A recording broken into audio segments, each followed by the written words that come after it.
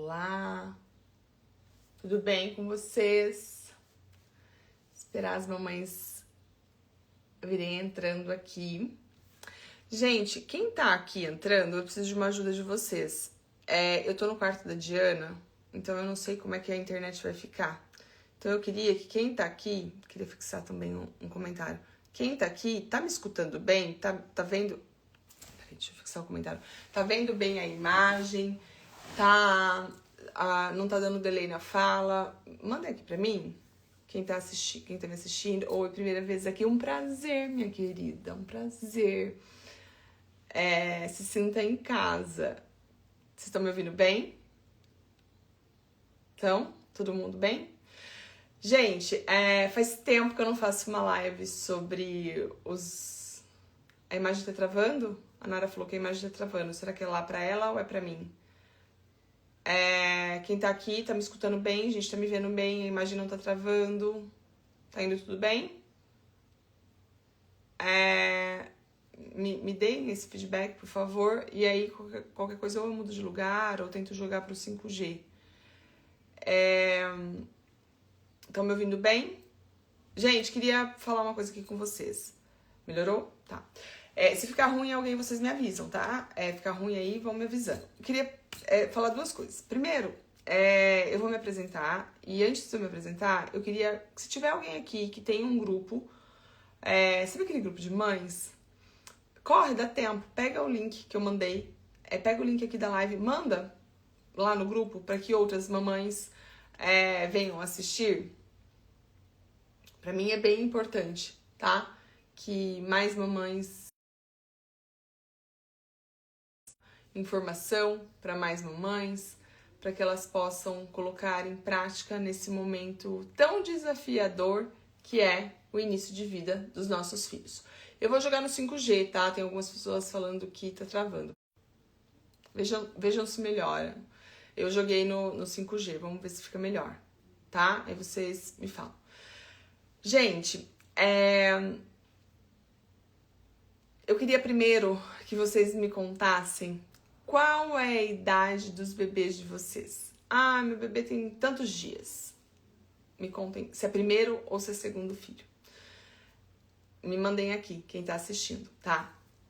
Eu vou contar pra vocês como é que começou a minha jornada. Meu nome é Fernanda, eu sou mãe da Diana, que hoje tem quase 9 anos, e sou mãe do Pedro, que tem 2 anos e... Pedro tá com 2,10, né? Pedro tá com quase 3 anos. A minha formação acadêmica, eu sou fisioterapeuta e educadora física. Quando eu tava grávida da Diana, eu me preparei muito para o parto, eu me preparei muito para a amamentação, mas ninguém me falou que eu tinha que me preparar para o sono, né? E aí... Eu achei assim que o sono era algo natural, sabe? Eu achei... Gente, eu tô com um filtro aqui que eu não tô me gostando. Vou tirar, pronto. Pelo amor de Deus. Essa sou eu. Tava com um filtro que eu não tava me gostando. Vocês estão me ouvindo bem? Quem tá aqui tá me ouvindo bem? E aí, assim, quando a Diana nasceu, foi assim, desafiador. Porque eu tava preparada pra amamentação, o parto foi tranquilo. E aí, de repente, eu tava com uma criança no colo que eu não sabia o que fazer com ela, né? Num momento tão, assim, difícil, né? E transformador ali pra mulher. Então, eu sempre gosto de conversar com as mães antes do bebê nascer, pra ajustar a expectativa, pra entender, pra poder explicar pra essa mãe como que é o sono nessa faixa etária, tá? Eu acho que esse é um ponto muito importante, isso não é feito. Tirando o 5G, ficou desconectada a fala da imagem. Jesus amado, vou voltar ao 5G, peraí. Voltei pra internet. Normalmente aqui pega bem, tá cheio aqui Estão me ouvindo bem? Agora, vamos lá. Gente, assim, ó, o que acontece? Vamos entender um pouco sobre o sono? Antes de falar do sono dessa faixa etária de bebês pequenininhos, eu quero falar sobre nós, né? Quando o nosso bebê nasce, como é que as coisas funcionam. Gente, quando o nosso filho nasce... Eu acredito que não são para todas as mulheres, mas que para muitas mulheres, né? Eu falo que eu tava conversando com uma amiga esses dias, é um luto, né? Porque, de repente, a gente que ia e vinha, que resolvia, que batia no peito, que dava conta das coisas, a gente tá pausada, a gente tá travada. E aí a gente precisa se ressignificar. E isso dói. Eu falo assim, eu me lembro muitas vezes do João me dando tchau pra ir trabalhar, e eu ali com a Diana no colo, eu pensava, a vida dele tá indo e a minha não. Essa era a sensação. Porque a gente tá acostumado a sempre ser resolutiva, a fazer as coisas. É o mundo de hoje, diferente de antigamente, que o ritmo era muito mais devagar para as coisas. Hoje não é assim. Hoje está todo mundo muito acelerado. Então, essa pausa na vida da mulher, ela muitas vezes ela é muito dolorida, ela é muito doída para a mulher. Então, eu falo assim, tem um bebê que está chegando no mundo, tá? E tem uma mãe que está se redescobrindo quanto mulher, tá se conhecendo quanto mãe, e que eu brinco sobre isso, mas eu acho isso muito sério. É um luto. O começo é desafiador. Hormonalmente, nesse início, a gente tá maluca. Uma hora você tá grata olhando pro teu filho. Que maravilhoso, meu filho. No outro, você tá falando, meu Deus do céu, o que eu fiz da minha vida? E aí, dali a pouco, você tá falando assim, eu não vejo a hora de voltar a trabalhar. E dali 5 minutos, você tá se sentindo extremamente culpada porque você vai voltar a trabalhar. Então, galera, é muito maluco. Esse início da maternidade, ele é muito maluco. E eu digo assim, tá tudo bem. Se acolha, sinta as coisas. As pessoas, elas sentem, mas muitas... Acho que hoje tá muito melhor, mas muitas das pessoas não falam o que sente. E eu acho muito importante, porque, claro, cada um sente de uma forma. Cada bebê vem de um jeito e cada mãe tem um apoio. Então isso conta muito, né, na história, naquele início. Mas é importante que a gente possa sentir que sim, é desafiador, mas que a gente está construindo e que nós vamos passar por isso, tá? Esse é um ponto sempre que eu gosto de conversar muito com cada mãe, porque parece que a gente está errado de sentir o que a gente está sentindo, tá? Quando eu olho pro bebê, eu preciso pensar que ele tá descobrindo o mundo. Ele tava dentro da barriga, ele tava no meio intrauterino. Era tudo escuro, era aquoso, tinha sempre um leve balanço ali, né, por conta de ser um meio aquoso. Ele tava sempre protegido, ele tava sempre escutando a voz da mãe. De repente começa o primeiro momento traumático da vida da criança, que é o parto, gente. O parto é um negócio maluco, independente se for por via vaginal ou se for por cesárea. É um processo traumático. Tá lá no quentinho, gostosinho, na delicinha, e de repente, tchau, nasceu, tá no mundo aqui fora. Os braços estão soltos. Descobre que tem braço, né? Aquele braço solto, maluco, tendo reflexo de molho o tempo todo. Agora, eles precisam chorar para ser alimentados. Eles precisam aprender a mamar. A sucção, que dá muito trabalho. Eu falo que se você colocar o dedo dentro da boca da criança, a hora que a criança vai fazer a sucção, meu Deus, é muita força. Então, é tudo muito desafiador. É muito estímulo que tem aqui fora. É luz, é som, é cheiro. Nesse mundo todo aqui. Então, pro bebê, também é muito desafiador. Ele tá aprendendo o mundo aqui fora, né? Então é muito importante que a gente tenha esse olhar e que a gente, eu brinco que a gente precisa pôr o óculos da criança, né? Para que a gente possa entender e ir ajustando as coisas. Tá todo mundo numa nova função. O pai também tá se descobrindo enquanto pai e tá descobrindo o lugar dele. Então é tudo muito novo. E aí eu vou te falar uma coisa assim, ó, como experiência minha, assim, como mãe. A primeira gestação, o primeiro parto ali, o primeiro puerpério pra mim foi muito pesado. O segundo, não é que ele é fácil, não é que o segundo... Não. Ele também também há aquele peso, porque, por exemplo, no meu caso, a Diana já tava grande, e aí eu fui começar de novo. Há o peso, gente, não tem como falar que não há. Mas você sabe já que as coisas vão se organizando, que vai melhorando, a gente já entende melhor essa função como mãe, então ele é mais leve, com certeza, né? Mas também tem a função de que agora tem o primeiro filho, e aí a nossa atenção ali dividida, né? E aí tem aquela culpa que ronda a gente, porque não tá dando mais tanta atenção pro primeiro, que não vai dar pra dar, e tá tudo bem, né? A atenção a gente divide, quem não divide é amor, mas a atenção divide. e a gente lidando com tudo isso. Então é um momento de fato desafiador, sendo primeiro, segundo, terceiro, sei lá, quinto filho, né? Quando a gente fala sobre o sono das crianças, é muito importante que a gente faça ajuste de expectativa o tempo todo com a mãe. E eu quero fazer muito isso aqui com vocês. Vamos ajustar a expectativa. Hoje se fala muito sobre sono e se vende muito pegando na dor da mãe.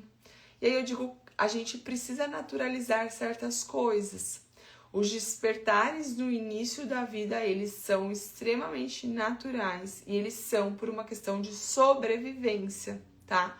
A criança, ela tem um estômago deste tamanhinho, tá? E seja o leite materno, ou se ainda for o leite materno, ele digere super rápido. E ainda a gente está nessa organização da produção, da quantidade de produção de leite. Se a gente for pensar na mamadeira, a quantidade que esse estômago recebe de leite, ela é pequena, então também acaba digerindo rápido. Então, de fato, esse bebê ainda precisa acordar. E quando a gente olha para a estrutura do sono nesse início, o que acontece é que o sono é muito imaturo. A criança, antes de 8 semanas, não produz melatonina. O que significa isso? Que antes de 8 semanas, dia ou noite é a mesma coisa. A única melatonina que regula um pouco aquilo ali é a melatonina que vem do leite materno. Então, é como se eles vivessem um ritmo ultracircadiano. Aliás, eles vivem num ritmo ultracircadiano. É como se a cada 3 ou 4 horas fosse um dia. E por que eu tô dando essa informação pra vocês? Porque fica parecendo que tem algo errado quando a criança acorda à noite. Às vezes, com 1 mês de vida, passa 1 hora acordado. Tem algo errado? Não, não tem. Às vezes é extremamente natural. O que a gente pode fazer e o que está na nossa mão é sim, desde que o bebê nasce, a gente ter uma organização. Porque sim, desde que o bebê nasce, se a gente tem essa organização, as coisas vão sendo cada vez mais fáceis. O que eu vejo hoje sobre sono são 2 extremos. É o extremo onde é se falado sobre sono como se é um bebê de, sei lá, 2 meses, se ele tá acordando à noite, tá tudo errado. E aí põe essa mãe louca. Esse é um extremo. E o outro extremo é calma. É a extragestação. Isso vai passar, você não precisa fazer nada. Cara, tá tudo errado. Nem esse aqui e nem esse aqui. Eu tô em 2 margens do rio completamente diferentes. O lugar seguro, o lugar assertivo, por favor, é no meio do rio. É naquele lugar onde a água é calma. Onde eu, quanto mãe, começo a construir uma rotina, eu trago uma previsibilidade para o meu filho, eu trago uma certa ordem, mas eu entendo que é um bebê pequenininho, que é imaturo, que ainda precisa acordar à noite e que nem sempre todos os dias serão iguais, porque há muita imaturidade, inclusive no sistema gastrointestinal, e tá tudo certo. Mas a gente já tem pequenos rituais, a gente já tem uma pequena ordem, a gente não fica nessa balela de que não faça nada, que com 3 meses você vai ver, vai virar uma chave e ele vai melhorar. Não é assim. Então esse caminho do meio a gente constrói, a gente organiza. E é isso que eu quero falar aqui um pouco com vocês, tá? Então assim, de novo, se tem mais mães aqui que estão assistindo, que tem amigas que estão nessa faixa etária, mandem aviãozinho, copia o link, manda, fala, vem assistir. Não vai ficar salva, tá? É agora. E quem tá aí, assistam, presta atenção, para que vocês, assim, coloquem as coisas em prática. Antes eu tivesse assistido essa live, quando a Diana era pequenininha, eu teria sofrido metade do que eu sofri. Eu teria ensinado muito mais rápido pra minha filha do que eu fui ensinar, tá? Gente, chegou em casa com o pacotinho, com o bebezinho, entendeu que para o bebê, tudo pode ser um excesso de estímulo, porque ele não tinha estímulo dentro da barriga da mãe. Então, a gente tem que apresentar o mundo para os nossos filhos aos poucos. Às vezes, um excesso de falação, um excesso de coisa piscando, é muito para aquele bebê. A gente precisa apresentar o mundo aos poucos. Quando o bebê nasce, a gente vai... Eu sempre falo assim, desde que o bebê nasce... No meu ponto de vista, eu preciso anotar a rotina. E eu vou falar pra vocês por quê. Eu não sou louca, tá? Eu vou falar por quê. Cara, a mãe tá numa desordem mental extremamente natural e fisiológica, até pra que a gente saia do racional e se conecte com os nossos filhos, certo? Você não vai lembrar que hora que essa criança mamou. Você não vai lembrar que hora que essa criança fez xixi ou que hora que essa criança acordou.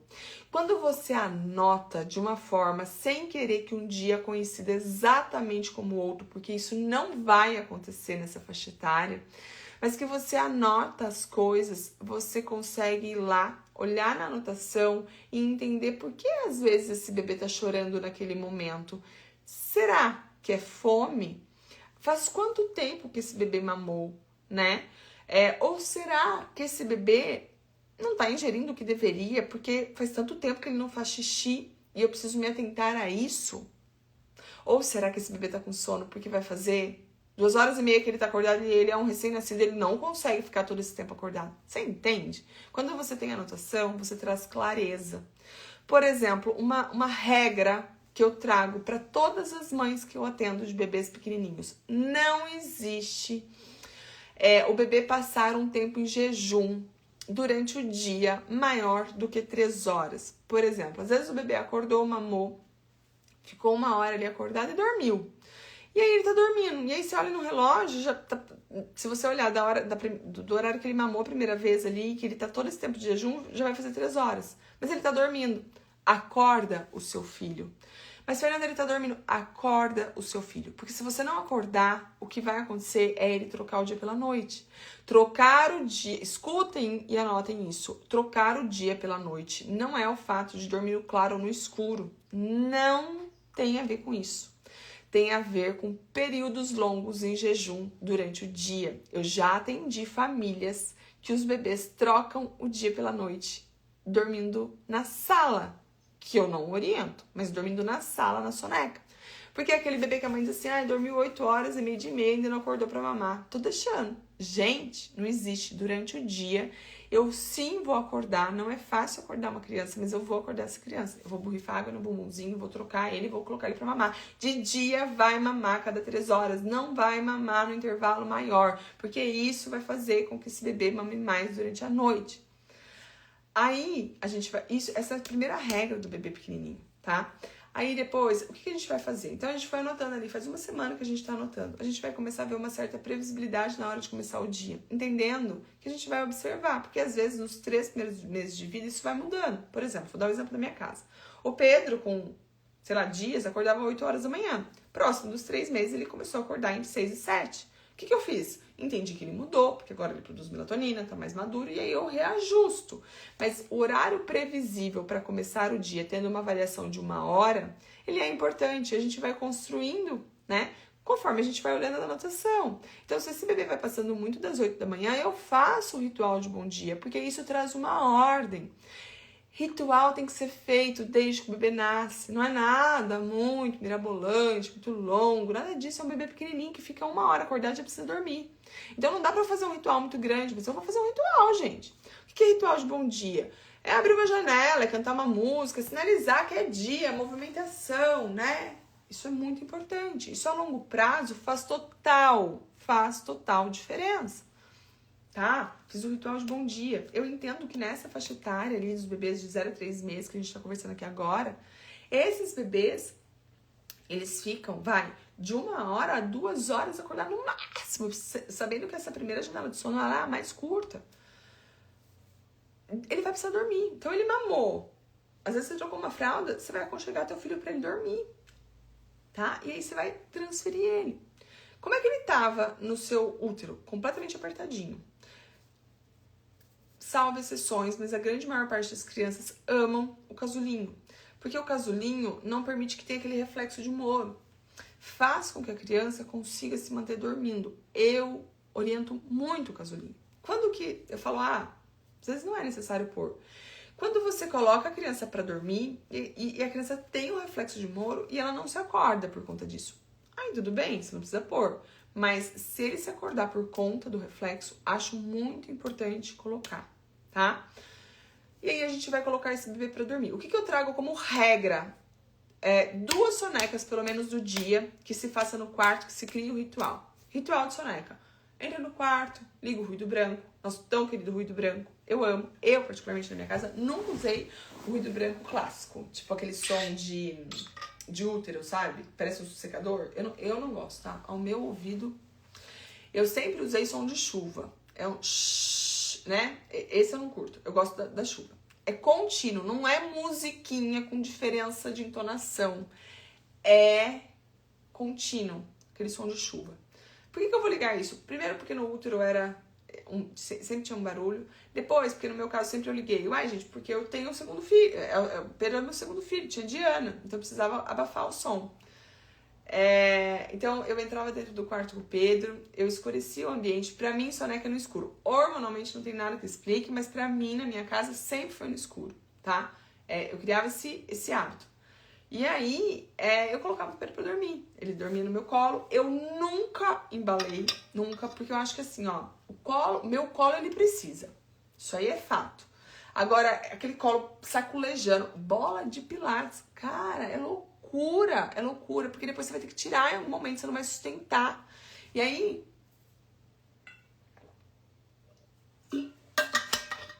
Ai, mas o bebê acalma. Acalma, porque o bebê fica zonzo, o cérebro do bebê, sabe? Além de ser super perigoso, gente, porque existe inclusive uma síndrome do bebê sacudido.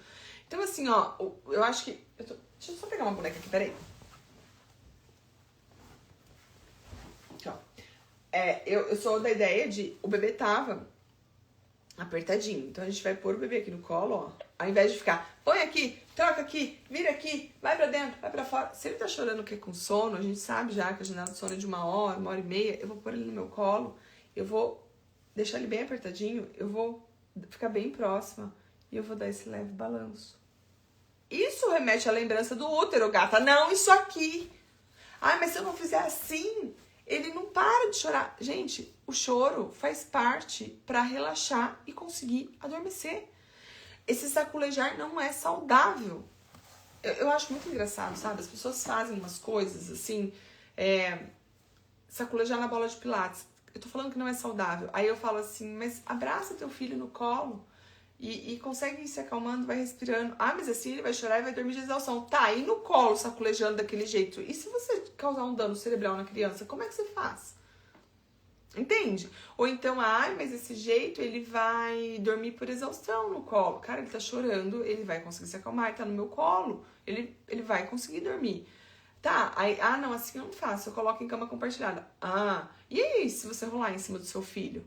Sabe? Então as pessoas ficam, sabe? Na verdade, resolvendo pra elas. A gente precisa pensar o que é o melhor pra criança. É um hábito que depois essa criança vai levar pra vida. A gente, como mãe, precisa entender que quando o nosso filho chora, o que você precisa fazer? Gente, quando a criança chora, eu preciso parar e respirar. Raciocina. Respira, porque é oxigênio no cérebro, sabe? Raciocina.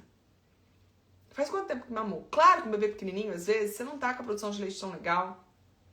Há aquela dúvida. Tá, se tiver dúvida, põe pra mamar de novo. Mas começa a observar. Observa a mamada dessa criança, observa se está sendo efetiva, observa a quantidade que essa bebê está fazendo de xixi, observa se está tendo ganho de peso, entende? Faz quanto tempo que mamou, né? Essa história de livre demanda, de tipo bebês mamar a cada 40 minutos, só se essa mãe não estiver produzindo a quantidade de leite ideal. E ainda assim eu fico pensando que se você ficar colocando o bebê loucamente dessa forma no peito e você não estiver produzindo a quantidade de leite, esse bebê vai gastar muita caloria e não vai ganhar peso. Então, aí você tem que correr atrás de uma consultora de amamentação. Não existe ficar colocando a criança a cada 40 minutos no peito. Mas é livre demanda. Livre demanda é mamar quando tem fome. Mamar é conexão, tá tudo bem. Mas não é a cada 40 minutos. Você vai dar uma quantidade de leite que essa criança não vai conseguir digerir. E aí essa criança vai ter disquesia, desconforto de refluxo por tanto leite que você colocou no estômago dessa criança. Então a gente precisa parar de ter medo do choro. Então é fome quando chora? Primeira coisa que eu vou perguntar. Vou oh, meu Deus, gaguejei aqui. Santo Deus, respira, vai. Primeira coisa que eu vou perguntar e vou observar, tá? Depois, a gente vai fazer o seguinte. A gente vai olhar se esse bebê não tá com calor. A avó falou que tem que colocar não sei quantas roupas na criança. Quantas mães eu atendo em consultoria? Eu tô no meio da chamada e digo assim, aonde você mora mesmo? E aí a mãe diz, eu falo, mas qual que é a temperatura que tá aí mesmo? E aí a mãe me fala, eu falo, meu Deus, teu filho deve estar cozinhando por dentro. As crianças, elas têm dificuldade na troca de temperatura e a gente, olha, dificilmente a gente deixa o nosso filho passar frio, mas calor, cara. E calor é perigoso, a criança desidrata. Então assim, ó, põe a mão no peito, põe a mão nas costas, sente o seu filho. E observe que muitas vezes a irritação vem por conta de calor. Gente, pra quem tá no Brasil agora, a gente tá calor, né? Pra que vai pôr meinha? Pra que vai pôr luvinha? Entende? Vai pôr a mão no peito. Claro que mão vai estar gelada. Ó, eu tô aqui falando com vocês, eu não tô com o ar ligado. E a minha mão tá uma pedra de gelo, é a extremidade. Não vai circulação igual. Então, sente pelo peito, ó. Pela nuca. Eu gosto de sentir meus filhos, eu sinto muito aqui assim, ó. Aqui na nuca. Sabe um ponto que também eu acho muito importante? Na amamentação, se tiver muito quente, muito calor no quarto, essa criança não consegue mamar o que deveria. Porque começa a fazer o exercício da mamada. Começa a subir a temperatura do corpo. Essa criança começa a meio que relaxar por conta disso. E aí vira uma bagunça. Então, na hora de amamentar, o quarto tá mais geladinho, ou se tirar um pouco de roupa, é importante. Tá? Faz muita diferença. Então, quando a criança chora, a gente precisa conseguir ter calma. Eu tô falando isso pra vocês, sentado daqui. Mãe de 2, né? Então, claro que é muito mais fácil colocar as coisas em prática. Mas eu quero trazer essa informação para que vocês olhem na casa de vocês e que vocês consigam olhar para o choro, entendendo que nem sempre é ruim e que eu preciso agir com calma para que eu consiga agir de uma forma assertiva, que acolher, que resolver, que cuidar do meu filho não é calar o choro. Fica a dica. Eu achei que era na Diana. Tanto achei que Diana era a criança que mamava a cada 40 minutos, que tinha uma disquesia lascada porque tinha leite demais dentro da barriga dela. E que quando eu mexia com ela, voltava leite porque estava sempre estufada e que não conseguia dormir. E que chorava muito porque estava exausta e eu achava que era no peito que resolvia. E eu não sabia que eu tinha que cuidar do ambiente dela. E aí o que eu fazia era sair com ela, a menina estava sempre estimulada. A gente erra, né? Tudo bem. Então, eu quero que vocês assistam essa live e que vocês aprendam, para que vocês possam ir enxergando aos poucos. E que vocês vão colocando as coisas em prática. E quando o filho de vocês estiver chorando, você consiga respirar. Olhar para a criança e falar, calma, ninguém tá morrendo. Eu consigo entender. Será que é fome? Se perguntar. A gente fica maluca com o choro da criança, achando que a gente tem que calar ou que a gente tem que saber o que tá acontecendo. Não, a gente precisa ir com calma. E ir eliminando. Isso é muito importante, gente. Isso faz toda a diferença. Eu vou falar uma coisa sobre choro só pra assim, deixar isso mais claro. Então, você, criança pequenininha, você, sei lá, tem que ir no pediatra com ele, aí você deu uma massa, você colocou a criança na cadeirinha do carro, a criança chora. Quantos pais eu vejo tirando a criança da cadeirinha? Eu não negocio. Eu posso pôr a mão. Eu entendo que é um lugar diferente, né? Que pode para essa criança em algum momento trazer um desconforto, porque ela não entende onde ela tá, mas eu não tiro da cadeirinha. Eu sei que ele é seguro. Eu exponho meu filho ao risco quando eu tiro ele da cadeirinha. Não adianta ter uma educação respeitosa e expor o teu filho ao risco. Entende? Então, olhar para esse choro, entender que ele faz parte às vezes, falar, eu tô junto com você, mas eu não posso te tirar. Isso é importante. É essencial, gente. Só que eu vou falar isso pra vocês agora quanto mãe. Eu fui lidar com o olhar pro choro dos meus filhos em terapia. Porque eu não lidava com o choro. Eu sou de uma geração, os meus pais são jovens, né? Então eu não vim daquela... Eu não sou, assim... apesar de eu ter amigas que vivenciaram essa geração, assim, eu não fui criada assim, engole seu choro, né? Ou você não tem motivo pra chorar. Não, meus pais são jovens. Então não vieram com essa educação. Os meus pais sempre...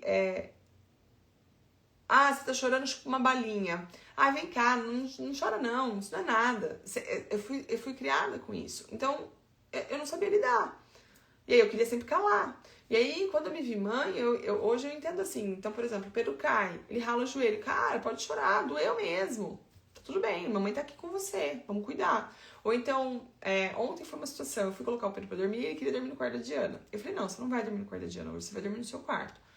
Gente, filho, eu entendo, é super legal dormir no quarto da Diana, mas eu não queria que ele dormisse porque ele tá com tosse, tal.